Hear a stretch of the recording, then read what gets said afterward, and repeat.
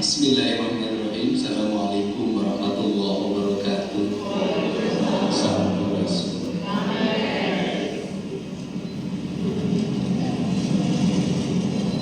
Bapak dan Ibu yang pada hari ini sudah mendeklarasikan diri menjadi ibu dari seluruh rakyat yang terpilih menjadi bupati dan wali kota, yang terpilih menjadi kepala dinas, kepala badan, kepala kantor di seluruh provinsi Jawa Barat, dan ibu-ibu semua yang ditetapkan menjadi ketua tim penggerak PKK Kabupaten Kota dan Dekranasda se-Provinsi Jawa Barat. Mungkin orang bertanya, apa sih yang melatar belakangi saya? Energinya nggak pernah mati, hidupnya nggak ada capeknya. Apa sih tadi, Ibu? Jadi sebenarnya dari sisi waktu, beruntunglah mereka yang terlahir di era 70-an.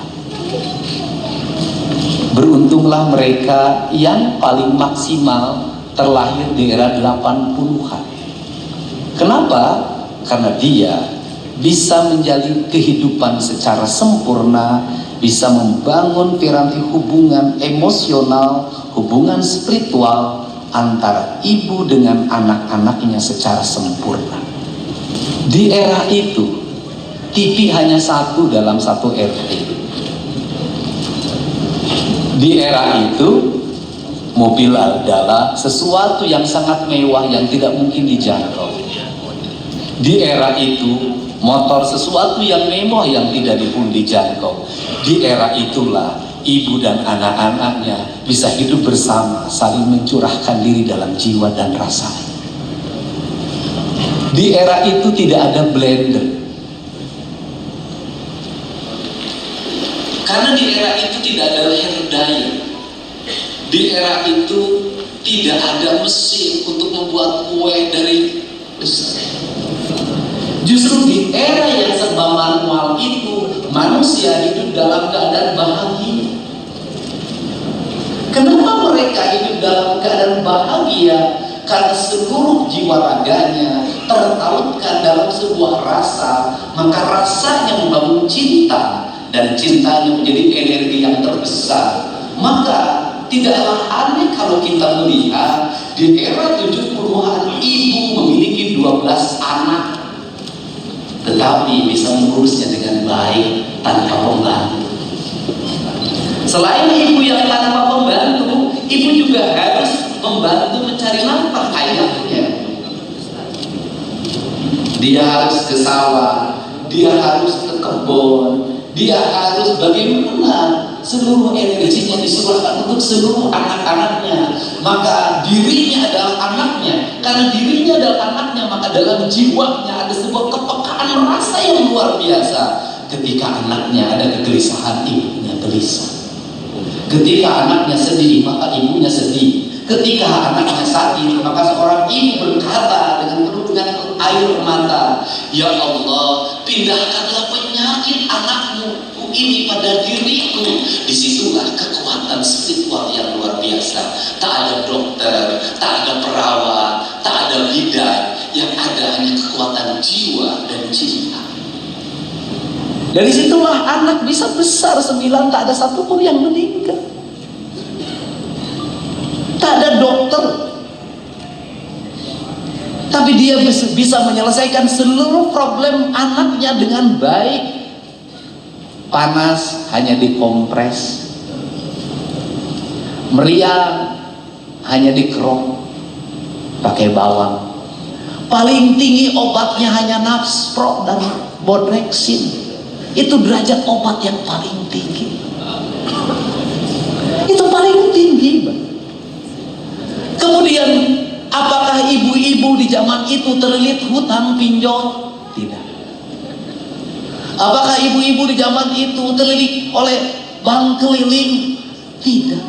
Prinsip dasar hidupnya seetik mahi lobanyesa, maka anak-anaknya tumbuh dengan riang, maka anak-anaknya tumbuh dengan intelektual yang mapan, maka anak-anaknya tumbuh dengan emosional yang sangat kuat, maka ibu menjadi bagian dari diri dan anak-anaknya.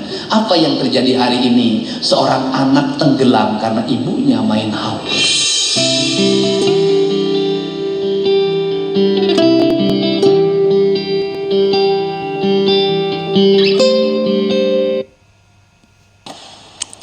Hai. Yes, I do. Happy Dan, segerain nafas dulu biar sampai ke penghulu.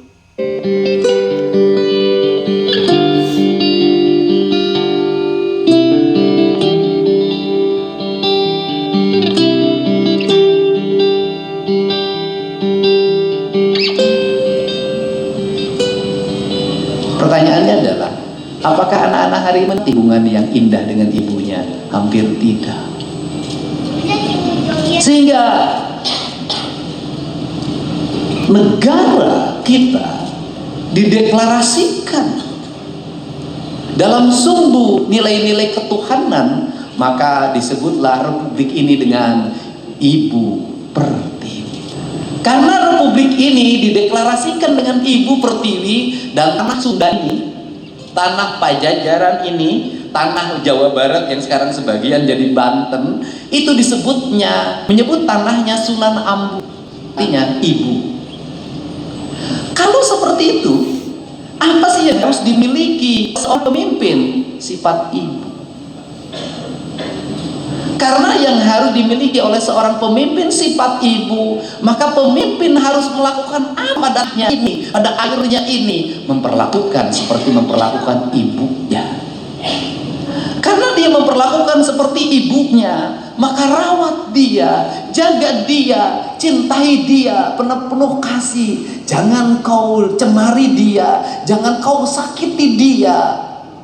Maka hubungan antara pemimpin dan istrinya dengan tanahnya akan terikat dengan kuat. Karena terikat dengan kuat, maka dia bersenyawa. Karena dia bersenyawa, maka tanah itu menjadi sesuatu yang hidup. Dan saya termasuk orang yang punya keyakinan, ketika saya memungut sampah, maka air yang di sampah itu akan bercerita pada air di tempat lain. Ketika saya membuka ruang-ruang pori-pori tanah agar air jatuh, maka tanahnya akan bercerita pada yang lain. Ketika ada burung yang patah sayapnya, kemudian saya urus sampai dia terbangkan, maka burung itu akan bercerita pada yang lain. Karena saya selalu meyakini alam ini adalah satu kesatuan ekosistem yang tidak bisa dipisahkan. Maka matahari, air, udara, tanah, semuanya saling bersahutan dan mereka saling berbicara satu sama lain. Mana yang harus dia doakan, mana yang harus dia beri jalan, mana yang harus dia selamatkan, mana yang harus dia musnahkan.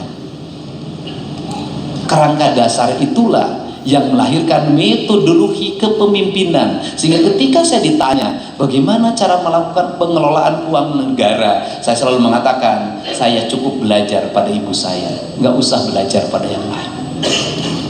Kenapa belajar pada ibu saya? Ibu saya anaknya 9, sekolah SD pun tidak tamat, cuma sampai kelas 1, tidak bisa baca tulis, tetapi dia bisa membesarkan ke-9 anaknya dengan sehat, tumbuh dengan baik. Tak ada satu jengkal tanah pun saya yang terjual ketika anak-anaknya saya sekolah. Berarti ibu saya punya kecerdasan yang sangat tinggi dalam mengatur keuangan. Maka uangnya diatur, kakaknya sekian, adiknya sekian, yang ininya sekian, yang ini kamu tidak boleh jajan karena kakak kamu mau naikkan kelas. Maka itu dilakukan. Maka dalam dirinya kuat banget bagaimana cara menyiasati anak ketika dia pengen jajan es. Ibu itu lebih baik anaknya menangis berguling-guling dibanding memberikan uang jajan untuk. Ketika anaknya pengen beli mobil-mobilan, maka ibunya lebih baik anaknya berguling-guling menangis pengen mobil-mobilan. Ketika anaknya pengen kapal-kapalan, lebih baik berguling-guling menangis pengen kapal-kapalan daripada membelikannya. Kenapa? Karena dia harus bertahan, kakaknya harus bisa selesai sekolahnya. Maka pengelolaan keuangan negara juga harus begitu sama.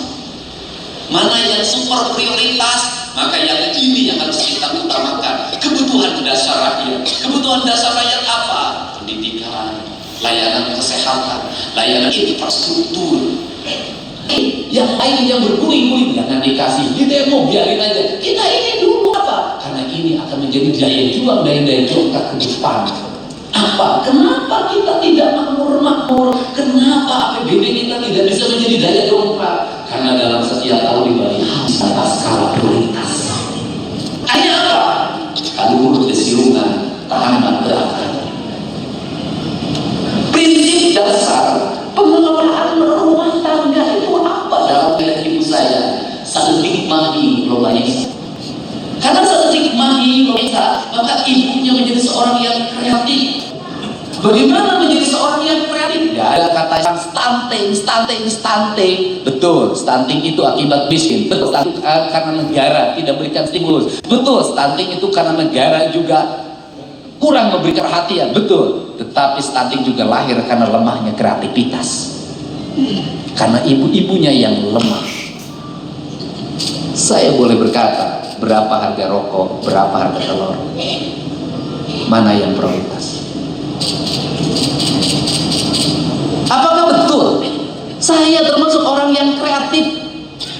Bagaimana bangun tidur, lihat di langit rumah saya dari bilik, maka di situ bergelantungan kamarang. Mungkin yang orang kampung pernah ngalamin. Kamarang itu ada bilatungnya. Maka saya naik, kemudian dibukakan, kemudian ibu saya, dimasukinlah bilatung itu. Kamarang itu diterang. Saya baru tahu itu kadar proteinnya tinggi banget. Maka kita ngebor simut. Saya baru tahu kata orang Jepang, simut itu proteinnya tinggi banget. Maka kita mancing, ikan proteinnya tinggi. Maka kita ngambil tutut, proteinnya tinggi. Maka kita ngambil belut, proteinnya tinggi. Maka tumbuhlah Dede Mulyadi. Kita bodoh-bodoh tuh ini. Apa sih yang diulang dari kaum ibu hari ini? Kadang. Kenapa kadang yang hilang?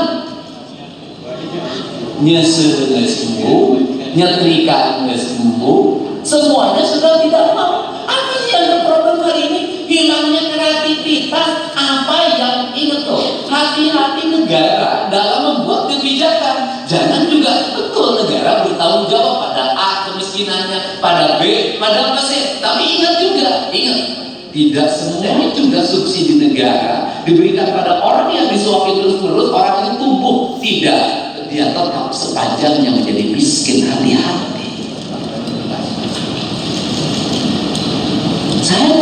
Saya tuh orang yang tukang memberi, tapi saya tahu dan sekian negeri ada yang berhasil, ada yang tidak, ada yang balik lagi minta lagi, ada yang tumbuh, ada negara. Ingat, di negara-negara yang mengalami kemajuan tinggi pun, di negara-negara yang per kapita tinggi pun, orang-orang yang terus-terusan disubsidi tidak mengalami perubahan hidup, tetap jadi pemabuk, tetap jadi pemalas, tetap dia menjadi tunawisma. Ini juga terjadi. Kenapa? Mentalitas. Untuk itu hati-hati juga kita dalam membuat kebijakan tentang subsidi. Hati-hati juga dalam memberikan bantuan. Kenapa? Bantuan itu membuat dua mata pedang. Yang satu mengisi perutnya, yang satu juga melumpuhkan pikirannya. Ini terjadi. Nah, setelah itu apa yang terjadi ketika masyarakat juga mindsetnya tidak dirubah? Antrian orang berharap pada bantuan.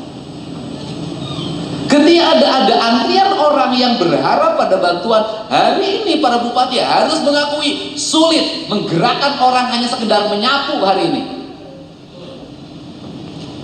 Sulit menggerakkan orang hanya sekedar gotong royong hari ini. Kenapa? Di mindset otaknya adalah hari ini duit. Akibat dari apa? Akibat dari tetangganya dapat PKH, tentaranya dapat bantuan pangan non tunai, dia tidak kebagian, dia merasa tidak adil. Kenapa dia harus disuruh jadi nyapu di halaman? Kenapa disuruh kerja bakti? Sedangkan yang dapat PKH, bantuan pangan non tunai, subsidi lainnya, dia enak-enak betul hidupnya. Apa kebijakan negara harus dilakukan menurut saya hari ini adalah merombak mindset berpikir ini. Negara memberikan subsidi, tapi negara juga harus bisa merubah pola perilaku hidup manusia warganya. Bagaimana caranya? Ibu PKK, para bupati menetapkan dikasih yang terima bantuan PKK harus dikasih satu lidi. Anda harus nyapu dari sini ke sini dalam setiap hari. Mereka yang terima subsidi pendidikan sekolah gratis, Anda harus dikasih harus pelajaran di kelasnya. Anda harus rajin nyapu di ruangannya, nyapu di halamannya. Ke sekolahnya Anda harus jalan kaki. Setelah itu pulang dari sekolah Anda harus mengembala, harus ikut industri kreatif, harus ini, harus ini, harus ini, agar berubah kehidupannya. Kalau tidak, maka gelombang masyarakat miskin baru akan terus terjadi.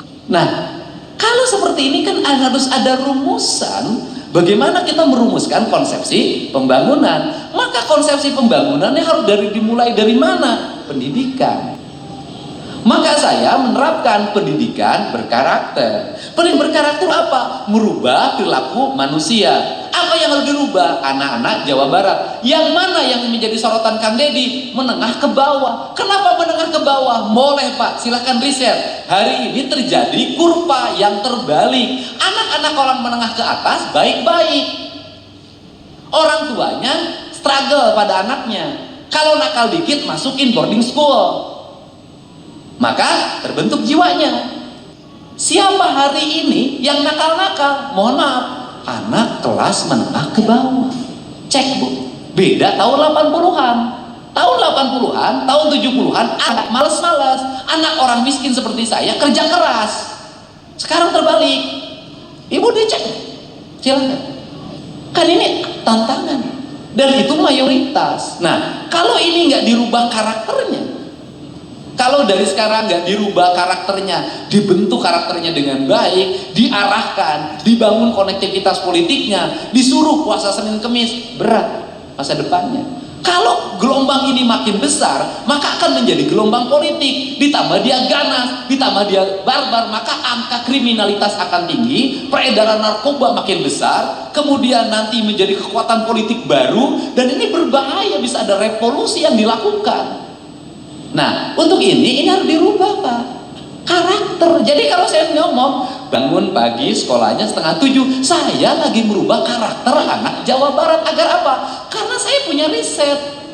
Kalau masuknya jam 7:30 rata-rata kesiangan, tapi kalau masuknya 6:30 itu rata-rata tidak kesiangan. Ini ciri. Kenapa? Karena kalau masuknya 7:30 maka dia santai dari rumahnya, di jalannya macet. Karena masuknya 6:30 dia bangun pagi. Dan yang paling menarik di sekolah adalah siapa yang dari 6:30 itu yang suka paling duluan di ruang kelas, yang jarak dari rumahnya paling jauh. Kenapa bupati gubernur mikirin itu? Karena bagi saya ini penting. Maka saya menyambut kalau Pak Prabowo hari ini punya program sekolah untuk rakyat. Anak orang miskin sekolah di situ, diberi makan, diberi baju, diarahkan metodologi pendidikannya. Satu sekolah nilainya 100 miliar. Hanya ini cara untuk merubah. Kenapa? Kalau mereka tidak di-camp-kan, tidak di boarding school kan, tidak akan bahasanya. Kenapa? Karena karakter culture di rumah mempengaruhi otak manusia. Saya punya riset tentang sepak bola. Saya punya sekolah sepak bola yang metodologinya beda, yaitu didik, makan, minum, bajunya saya tanggung semuanya, dan sudah banyak menjadi pemain nasional. Dari sekian itu ada anak main bolanya bagus tapi sok. Karena sok, dia tidak mau tinggal di mes, dia tinggal di kampung. Karena tinggal di kampung dia paling hebat main bolanya. Ya akhirnya dia menjadi pemain tarkam terus-terusan. Tidak jadi, karena ini di mes konsisten jadi pemain profesional. Jadi mohon maaf, kenapa anak hari ini harus dikemkan? Karena lingkungan rumah, lingkungan tetangga sudah tidak mendukung lagi pembentukan karakter anak Indonesia yang hebat. Tidak mendukung. Habis lingkungan kita udah rusak. Dulu senak-anakannya kita bukan berarti saya melarang anti terhadap orang tidak puasa, bukan, tapi ini urusan mental. Dulu senak-anakannya kita tidak puasa itu sembunyi, malu. Hari ini anak-anak usia sekolah ngabuburit bagi udut pinggir jalan. Bukan berarti itu saya makan, bukan, tapi dari sisi karakter dia sudah buruk. Sudah tidak puasa, kemudian nemuin dia ngajakkan diri di depan umum, rasa malunya sudah tidak ada. Untuk ukuran anak-anak sekolah ini dulu. Nah, ini harus segera. Itu pertama. Yang kedua, makanan. Betul, makanan hari ini anak-anak kita, orang tuanya cukup. Saya katakan kayak gini, semiskin-miskinnya anak Jawa Barat itu 5.000 sehari bekal punya. Saya udah riset kok. Yang dikatakan miskin di Jawa Barat 5 sampai 10.000 sehari punya. Nah, apa sih yang jadi problem? Yang jadi problem itu adalah orang tuanya sudah tidak masak, mengandalkan jajan. Karena orang tuanya sudah tidak masak, mengandalkan jajan, maka kita kehilangan dua kualitas. Satu, kehilangan kualitas emosi antara ibu dengan anaknya dalam bentuk makanan.